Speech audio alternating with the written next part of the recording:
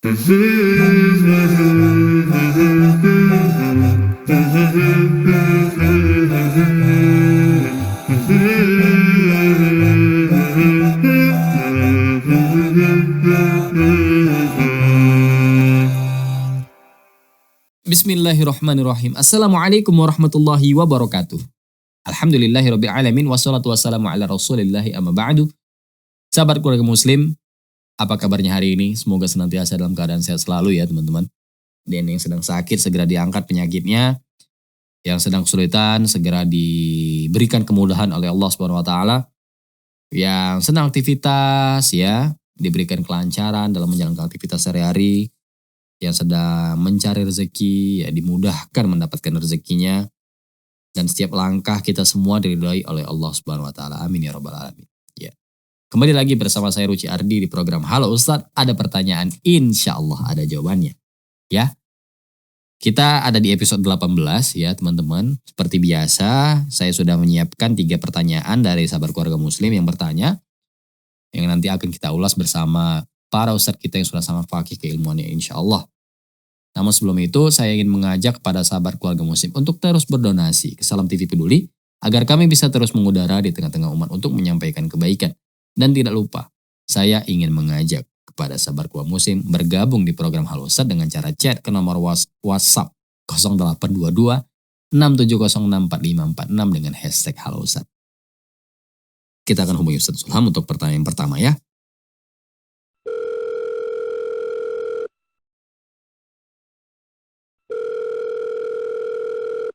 Ya, halo Ustadz, Assalamualaikum. Waalaikumsalam warahmatullahi wabarakatuh. Iya, Ustadz, apa maksud dari tangan kanan memberi, tangan kiri tidak mengetahuinya? Saya sering mendengar hal ini namun kurang paham apa maksudnya. Mohon pencerahannya Ustadz. Pemirsa yang berbahagia rahimani wa rahmakumullah. Apa yang disampaikan tadi itu merupakan dari hadis Nabi Shallallahu Alaihi Wasallam. Nabi Shallallahu Alaihi Wasallam menyebutkan sab'atun yuzilhumullahu fi zillih yauma la zilla illa zilluh. Ada 7 golongan yang kelak mendapatkan naungan dari Allah Subhanahu wa taala. Berada di bawah naungan Allah Subhanahu wa taala. Yang pada hari tersebut tiada naungan kecuali naungan Allah Azza wa Jalla. Yaitu pada hari kiamat. Kita tahu hari yang sangat menakutkan, yang sangat dahsyat. Ketika matahari dekat kepada kita sedekat-dekat. Ketika bulan hancur semuanya, bintang-bintang berjatuhan, langit runtuh, gunung berterbangan. Itu hari yang sangat mengerikan. Nah ketika itu, ya Allah Subhanahu wa taala memberikan naungannya kepada 7 golongan ini. Perlindungannya kepada 7 golongan ini. Dan di antaranya Allah Subhanahu wa taala akan memberi perlindungannya kepada yang sebagaimana sabda Nabi sallallahu alaihi wasallam, rajulun tasaddaqa bi sadaqatin fa akhfaha. Seorang laki-laki atau seseorang yang dia bersedekah dengan satu sedekah, kemudian dia sembunyikan sedekah yang tersebut. Hatta la ta'lamu shimaluhu, sehingga ya tangan kirinya tidak mengetahui ma tunfiqu yaminuhu, apa yang diberikan oleh tangan kanannya. Artinya apa? Di sini Nabi Shallallahu Alaihi Wasallam memberi kiasan kepada kita tentang keikhlasan, bahwa adalah ketika kita bersedekah itu kita sembunyikan, dan kalau bisa tiada yang mengetahui kalau kita bersedekah ataupun berinfak. Maka Allah Subhanahu Wa Taala dalam Al-Quran juga menyebutkan in tubudus sadaqati fa ni'mahu wa in tukhfuha wa tu'tuha al-fuqara fa huwa khairul lakum. Apabila kalian menampakkan sedekah kalian, maka itu baik. Tapi kalau kalian menyembunyikannya, kemudian kalian berikan kepada fakir miskin, maka itu lebih baik bagi kalian. Menunjukkan bahwa menyembunyikan sedekah kita ikhlas karena Allah Subhanahu wa taala, maka itu lebih utama dan lebih Allah Subhanahu wa taala cintai. Nah, kemudian juga yang mengenai sedekah ini juga yang kita sebutkan tadi bahwa hendaklah kita berusaha untuk menyembunyikannya. Bukan berarti tidak boleh kita menampakkannya. Allah Subhanahu wa taala mengatakan fani'immahi, bahwa kalaupun seandainya kalian menampakkan sedekah kalian, maka itu baik. Tapi yang lebih utama adalah kalian berusaha untuk menyembunyikan sedekah tersebut. Banyak sekali di antara beberapa kisah para ulama kita yang berusaha menyembunyikan sedekah mereka. Ya, di antaranya ialah disebutkan Zainul Abidin, yaitu di antara seorang tabi'in dari kalangan tabi'in yang merupakan keturunan Nabi Shallallahu Alaihi Wasallam. Di kota Madinah, ya terkenal itu orang-orang yang mendapatkan tiap malam ketika bangun tidur buka pintu rumah ada sekarung gandum. Gak tahu dari siapa. Mereka baru tahu bahwa ini daripada Zainul Abidin ketika Zainul Abidin meninggal dunia dan didapati di atas pundaknya bekas hitam karena apa? Beliau yang sendiri memikul mengangkat goni tersebut ataupun gandum tersebut di atas pundak dan diberikan kepada fakir miskin. Berusaha untuk menyembunyikan sedekah dan infaknya. Maka marilah kita ya seperti ini untuk mendapatkan keridhaan Allah. Namun Allah Subhanahu wa taala dengan cara kita berusaha menyembunyikan infak dan sedekah kita. Jangan dipamerkan, jangan pula kita itu menampak-nampakkannya apalagi sampai jatuh kepada perbuatan riya. Dan ini semuanya bisa menghilangkan pahala sedekah kita. Semoga Allah Subhanahu wa taala memberikan keikhlasan kepada kita, termasuk ikhlas ya dalam berinfak dan bersedekah. Wallahu taala a'lam. Iya, syukron jazakallah khairan Ustaz Zulham atas penjelasannya ya. Masya Allah. Jadi teman-teman ini tangan kanan ya, tangan kiri. Bukan berarti ini kita, misalkan kita nggak memberi ya, kasih tangan kirinya gini. Enggak seperti itu. Ini ibarat aja nih. Kan tangan kanan dan tangan kiri itu kan begitu dekat ya. Jadi seolah-olah kalau kita memberi itu, jangan sampai ada orang yang tahu. Nah ya, sebisa mungkin. Jangan sampai ada orang yang tahu. Tapi kalau kita ingin memberi contoh ya, misalkan kita ingin berbagi atau memberikan contoh bahwasanya dengan bersedekahnya kita, orang-orang jadi terinspirasi. Ya ini tergantung niat juga ya, tergantung niat juga. Ini bukan kanan, kiri semuanya bukan seperti itu ya teman-teman. Ibarat, hanya ibarat. Karena itu lebih mulia apabila kita bersedekah namun orang-orang tidak mengetahuinya. Itu lebih mulia ya. Tapi dengan cara apapun ya silahkan memberi. Karena memberi itu tidak ada patokan nilainya ya. Apakah kita harus memberi dalam bentuk uang, memberi dalam bentuk barang, tidak ada patokan harus memberi dalam hal apa. Kita memberikan senyum juga udah sedekah, memberikan senyum. Tabasmuka fi wajhi akhika laka shadaqah kan? Karena senyummu terhadap saudaramu itu adalah sedekah.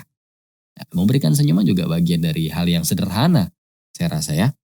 Ya, semoga menjawab ya akhi yang bertanya atau ukhti yang bertanya. Sahabat Quran Muslim, nanti kita akan ke pertanyaan kedua bersama Ustaz Rosyid. Namun setelah jeda berikut ini jangan kemana-mana, tetap di program Halo Ustaz. Saya pernah mendengar teman-teman saya yang non-muslim mengucapkan Alhamdulillah, Astaghfirullah, Assalamualaikum. Apakah ini boleh Ustaz?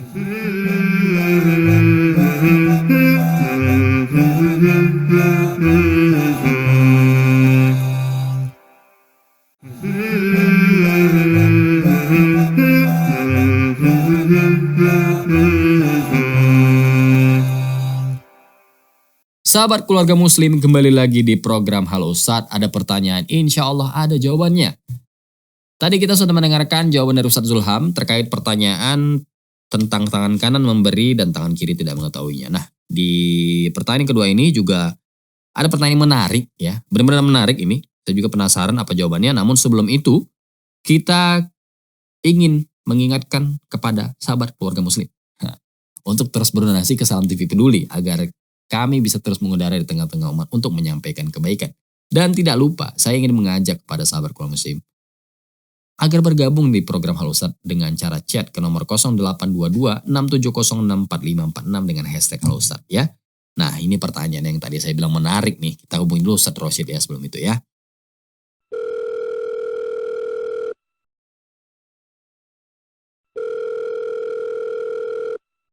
Ya. Halo Ustadz, Assalamualaikum. Waalaikumsalam warahmatullahi wabarakatuh. Ya, Ustadz, saya pernah mendengar teman-teman saya yang non-muslim mengucapkan Alhamdulillah, Astaghfirullah, Assalamualaikum. Apakah ini boleh Ustadz? Dan bagaimana sikap saya yang mendengar hal itu?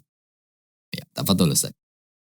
Bismillahirrahmanirrahim. Alhamdulillahirabbil alamin. Wassallallahu wasallam wa baraka ala nabiyina Muhammadin wa ala alihi wa ashabihi ajmain. Sebagian orang kafir ya, memang mereka ini pandai ya mengucapkan kata-kata seperti Assalamualaikum, kemudian Alhamdulillah, mungkin juga Astaghfirullah. Karena kata-kata ini sesungguhnya kata-kata yang mudah diucapkan dan mengandung nilai makna yang sangat tinggi gitu. Itu kalau yang mengucapkannya adalah kaum muslimin, yang mereka punya i'tiqad, punya keyakinan terhadap makna-makna yang sangat luar biasa yang dikandung oleh kalimat-kalimat yang mulia ini. Pertanyaannya kemudian adalah jika yang mengucapkan itu orang kafir, itu kadang-kadang mereka latah gitu. Kenapa latah? Mungkin mereka ini hidup ya di sekitaran kaum muslimin sehingga kata-kata ini menjadi familiar bagi mereka, mudah. mudah diucapkan. Atau bisa jadi mereka ini dulunya adalah kaum muslimin juga, tapi mereka murtad gitu. Jadi masih ada sisa-sisa kata-kata yang sangat agung dan indah ini yang mereka masih bisa mengucapkannya gitu. Nah, bagaimana hukumnya? Kan begitu. Bagaimana hukumnya? Maka kita katakan kalau yang mereka mengatakan itu ya udah, gak ada masalah mereka mengucapkan itu, dan kita berdoa kepada Allah agar itu menjadi sarana hidayah bagi mereka untuk kembali mereka kepada agama fitrah ini, agama Islam ini. Ya, bisa saja mereka mungkin dulunya muslim, ya, dia murtad, ya mudah-mudahan dia kembali kepada agama fitrah. Atau umpamanya mereka ini berada di kaum muslimin, ya, berada di kaum muslimin, di tengah-tengah kaum muslimin, mudah-mudahan mereka menjadi tertarik, ya, kepada agama Islam ini, ya. Dengan apa? Dengan ucapan-ucapan yang sering mereka ucapkan seperti ini. Oleh karena itu, ikhwati fillah azanillahu taala wa iyyakum jami'an, ya. Kalau mereka yang mengatakan itu, maka sesungguhnya tidak mengapa mereka mengucapkannya. Dan kalau kita lihat dalam riwayat Imam Ahmad dan yang lainnya, bahwa orang-orang Yahudi, ya, itu mereka ini dikatakan pura-pura bersin di hadapan Nabi SAW. Kita tahu kan, kalau orang yang bersin itu ketika dia mengucapkan alhamdulillah, maka kita akan menjawab yarhamukallah. Kemudian dia akan menjawab balik, ya, yahdikumullah wa yuslihu balakum. Kan gitu jawabannya. Nah, orang-orang Yahudi dikatakan dalam hadis riwayat Imam Ahmad, Al-Baihaqi dan yang lainnya, ini mereka ini pura-pura bersin. Sebagaimana dijelaskan oleh Syekh bin Baz rahimahullah. Pura-pura bersin, ya. Lalu mereka ini ingin doa dari Nabi. Ketika mereka mengucapkan alhamdulillah, mereka kan mereka berharap didoakan oleh Nabi SAW dengan yarhamukallah. Tapi apa yang terjadi? Nabi SAW tidak mendoakan mereka, karena mendoakan orang kafir nggak boleh. Doa dengan rahmat, ya, kasih sayang, ya, tidak boleh. Yang boleh adalah doa hidayah. Tapi apa kata Nabi SAW? Apakah Nabi mengucapkan yarhamukallah? Enggak. Nabi SAW mengucapkan yahdikumullah wa yuslihu balakum. Semoga Allah memberi hidayah kepada kalian dan menyembuhkan penyakit kalian. Itu yang dikatakan oleh Nabi SAW. Jadi orang kafir, ya, non muslim, ya, mereka mengucapkan itu ya nggak mengapa. Dan kita berharap itu menjadi sarana hidayah bagi mereka. Jadi sarana hidayah bagi mereka. Dan boleh jadi kalimat ini kalimat yang sangat indah, yang bisa jadi mereka ini tertarik sesungguhnya gitu kan. Maka kita berharap ini menjadi sarana hidayah bagi mereka agar mereka kembali kepada agama fitrah, agama yang diridhai oleh Allah Subhanahu wa taala. Wallahu taala alam. Iya, syukur jazakallah khairan Ustaz Rosyid, ya, atas penjelasannya, Masya Allah sekali, ya teman-teman, ya. Ini memang sering kali kita dengar, ya, apalagi di lingkungan kita yang umum, ya, ini sering kali kita dengar. Bahkan saya pribadi. Nah, adapun kalau mereka mengucapkan itu, ya biarkan aja, ya. Kalau menurut saya ini biarin aja. Karena ya siapa tahu dengan dia mengucapkan hal itu, kemudian dia coba-coba cari tahu maknanya, ya. Yang kalimat yang sangat mulia. Siapa tahu itu menjadi sebab hidayah dia masuk Islam. Kita doakan sama-sama. Kalau ada sahabat kita yang non muslim atau teman-teman kita atau siapapun lah, ya, misalnya orang umum yang memang kita tidak kenal dan dia non muslim mengucapkan hal yang demikian, ya kita doakan bersama-sama semoga itu menjadi hidayah bagi dia agar dia segera masuk agama yang mulia ini, agama Islam. Rahmatan lil alamin. Ya, teman-teman. Terima kasih ya Ustaz Rosyid yang sudah menjelaskan pertanyaan yang Masya Allah ini dan jawaban yang sama Masya Allah juga tentunya. Ya, sahabat kaum muslim, nanti kita akan lanjutkan di segmen ketiga bersama Ustadz Muslim. Namun setelah jeda berikut ini jangan kemana-mana, tetap di program Halo Ustadz.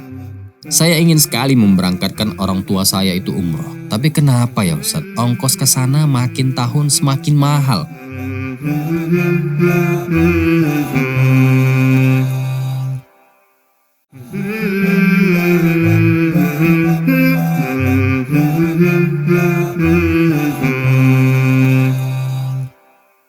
Sahabat keluarga muslim, kembali lagi di program Halo Ustadz, ya. Kita berada di episode 18 dan ini segmen yang terakhir, ya.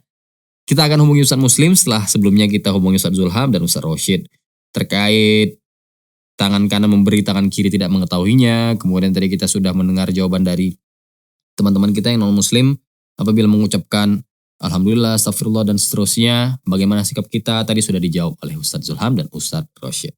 Ya, Masya Allah. Namun sebelum kita ke Ustadz Muslim, ya, mendengar jawaban dari Ustadz Muslim di pertanyaan kita yang ketiga, saya ingin mengajak kepada sahabat keluarga muslim semua untuk terus berdonasi ke Salam TV Peduli agar kami bisa terus mengudara di tengah-tengah umat untuk menyampaikan kebaikan. Dan tidak lupa saya ingin mengajak kepada sahabat keluarga muslim untuk bergabung di program ini dengan cara chat ke nomor WhatsApp 0822 670 6546 dengan hashtag Halo Ustadz. Ya, kita hubungi Ustadz.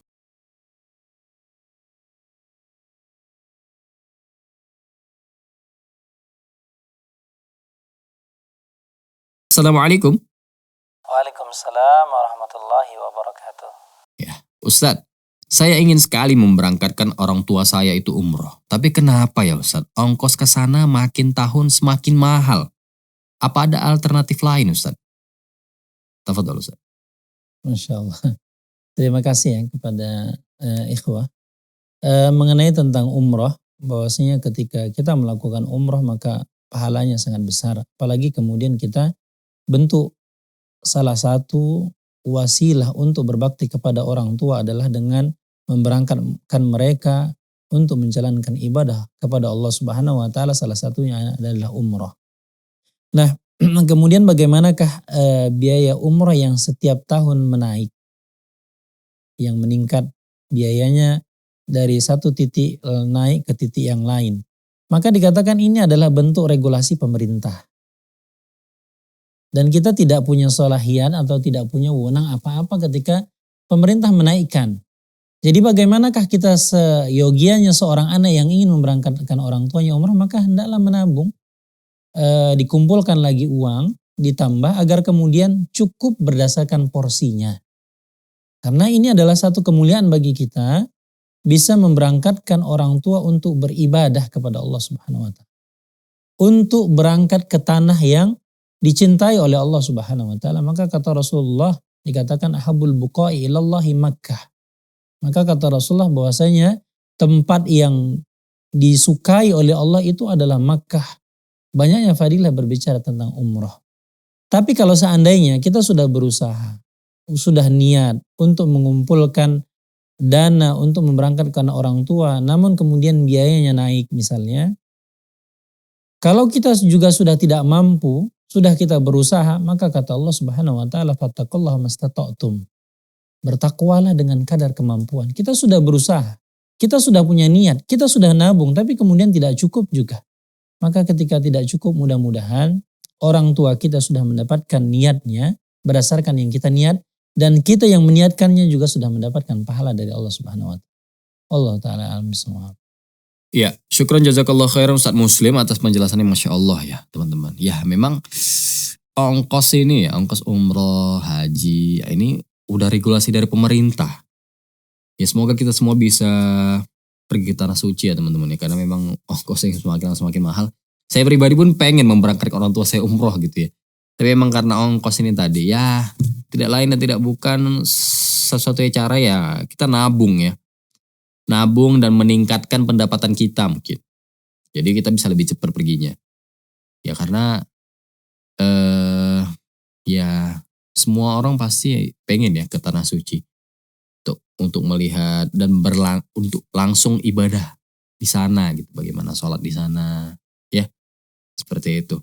Semoga kita semua dimudahkan ya. Aki atau ukti yang bertanya.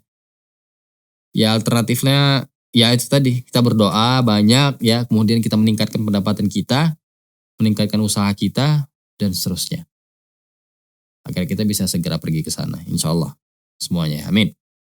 Ya sahabat keluarga muslim, tidak terasa ya, kita sudah di penghujung waktu. Namun sebelum kita akhiri, saya ingin mengajak kepada sahabat keluarga muslim untuk terus berdonasi ke Salam TV Peduli agar kami bisa terus mengudara di tengah-tengah umat untuk menyampaikan kebaikan.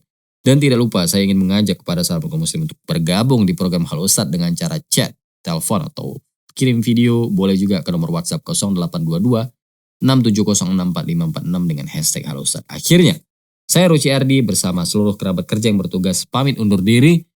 Kita tutup dengan doa kafaratul majelis. Subhanakallahumma wa bihamdika asyhadu an la ilaha illa anta astaghfiruka wa atubu ilaik. Assalamualaikum warahmatullahi wabarakatuh.